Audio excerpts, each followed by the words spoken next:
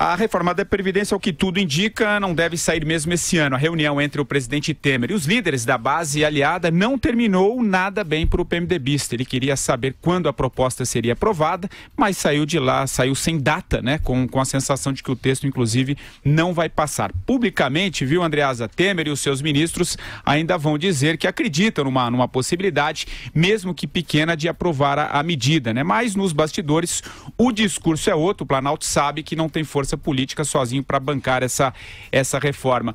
Só lembrando que o Rodrigo Maia vem declarando, né, publicamente que apoia a reforma, mas admite que o tema é polêmico e o governo está bastante desgastado. O que você acha? Subiu mesmo no telhado essa reforma agora para esse ano? O que você acha?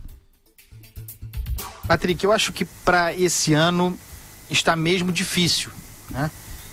Também a colaborar o fato de que o Brasil começa a parar nessa altura do campeonato, né? Não sei se vocês já perceberam, mas eu já percebo dificuldade em marcar algumas coisas de trabalho, né? As pessoas já estão num ritmo de carnaval, né? De final de ano, como se o Brasil não precisasse de movimento, né? Na economia. Então, acho que isso também colabora. Eu acredito, tenho falado sobre isso e escrito, que haverá uma reforma previdenciária em 2019 muito enxuta. Desculpa, 2018, ano que vem, muito enxuta, né? Em torno da idade mínima, basicamente, e das mudanças de paridade, né? De transformação de modelo, de igualdade de modelo. Alguma coisa muito simples é possível. O que o governo precisa fazer, né? Mostrar para a sociedade, comunicar para a sociedade algo que faz pessimamente.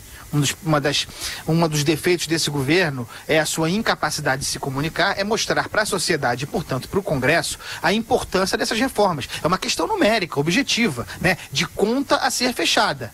É um problema do Brasil, não do governo Temer. Relativamente ao governo Temer, seria a marca reformista a mais importante, depois da reforma trabalhista, depois da reforma do ensino médio. Mas o governo já tem as condições, até então, até pouco tempo, questionáveis, para chegar ao final. Né? Para chegar ao final com bons números na economia, independentemente da reforma trabalhista. A reforma trabalhista seria um marco. E eu acho interessante, embora seja óbvio, que o presidente jogue um pouco de responsabilidade sobre o Congresso relativamente a essa reforma. A Câmara, sobretudo o Rodrigo Maia, disse que seria o capitão das reformas, que puxaria as reformas juntos. Então, o presidente agora vem e diz, olha, isso não é um problema exclusivamente do governo, não, é uma pauta do Brasil. O Congresso quer ou não quer? Eu, pessoalmente, colocaria para votar. Eu colocaria a pauta no Congresso, explicando para que a sociedade faça pressão da necessidade dessa reforma. Ela não é decorativa. Você acha isso também, Vera? Entendo um pouco diferente. Eu acho que o presidente joga contra a própria retaguarda quando joga toalha, praticamente, dizendo que a reforma não vai ser aprovada. Ele reúne os líderes lá para fazer uma suposta pressão pela aprovação da reforma e, de moto próprio ali, de voz própria, diz que é difícil que ela passe esse ano.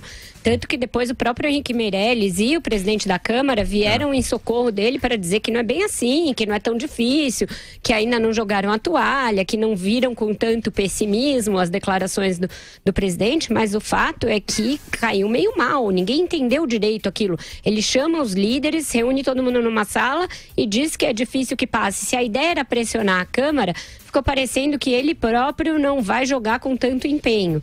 Tanto que aí o Rodrigo Maia falou, olha, seria o caso de reunir partido a partido e dizer quais as consequências de não se votar a reforma agora. E tem que pôr para votar. E nós votamos o teto, todo mundo dizia que não ia aprovar. E passou, a gente votou a reforma trabalhista mais ousada do que a que o governo mandou. Então, querendo dizer que ainda tem alguma margem para aprovar, embora a gente saiba que sim, é muito difícil reunir 308 votos. E mesmo essa versão enxuta, que o Andreasa se referiu, é difícil que ela tenha uma das coisas básicas, que é a mexida na idade mínima, porque essa é justamente a mudança que requer os 308 votos, o quórum constitucional. Então ela pode ser mais cosmética ainda, ter menos coisa do que essencial, que é mexer na idade mínima. Então, Henrique Meirelles fez uma fala dura hoje, dizendo que se não mexer agora vai quebrar, que outros países fizeram reformas ainda mais duras, uma versão mais vitaminada do discurso que ele tem feito nos últimos dias, para tentar fazer frente ao discurso do Temer e mostrar para o mercado, principalmente, que o governo não desistiu ainda. Porque para o mercado tem muito peso isso. Eles têm ainda muita fé, talvez seja fé a palavra certa, porque é uma coisa quase mística, de que o governo vai fazer alguma reforma da Previdência, sob pena de, já no ano que vem, os gastos começarem a estourar, Patrick. Ô Madureira, você acha que sai a reforma ou subiu no telhado de fato? Eu acho que não tem chance. Bom, primeiro você, o chefe do executivo, fazer uma declaração dessa natureza, isso é extremamente grave, porque isso já, em princípio, já quase que inviabiliza qualquer reforma da presidência agora até o final do mandato dele, né? Agora, foi quase um ato falho, porque eu duvido muito que qualquer parlamentar queira colocar isso em pauta, botar isso agora, durante essa legislatura, defendo agora a eleição em 2018, porque é um assunto extremamente amargo. Para fazer não dá para fazer, inclusive, reforma de previdência a meia sola.